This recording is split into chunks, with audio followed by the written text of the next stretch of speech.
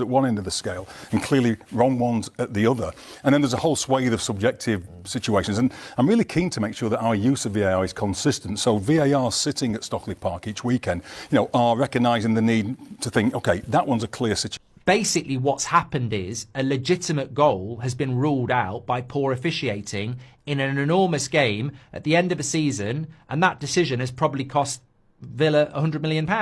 There'll be no recourse. It won't get sorted out. It will get swept under the carpet. How many times has it happened in this season, though? How many weekends have we spoken about it this season? So why, in this case, is the referee blowing his whistle for a foul when he should be letting it run?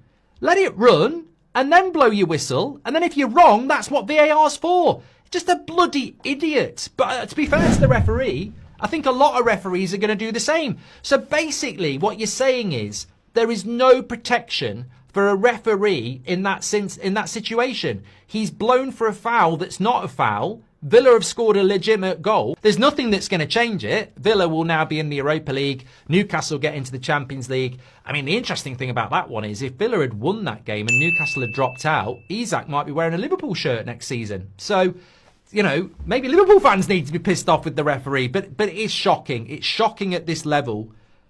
UEFA has responded to the growing controversy surrounding VAR decisions in Manchester United's 2-0 win over Aston Villa. The Premier League clash, played at Old Trafford, was marred by officiating debates, with Villa fans and pundits questioning two key VAR calls that appeared to favour United. The first incident occurred in the 25th minute when Villa's appeal for a penalty was denied despite what seemed like clear contact in the box. VAR reviewed the play but did not overturn the referee's decision.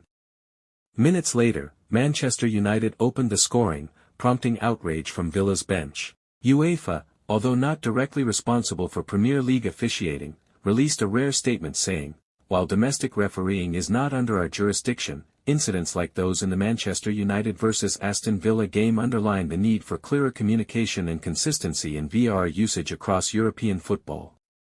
The statement also mentioned UEFA's continued efforts to support referee training and called for more transparency to maintain public trust in the technology. Villa's manager voiced his frustration after the game, saying the decisions heavily influenced the outcome. United, meanwhile, stood by their performance and dismissed talk of VAR bias. With UEFA now weighing in, pressure is mounting on the Premier League to review its VAR operations. Fans across the football world are demanding more accountability, as yet another game is left overshadowed by officiating controversy.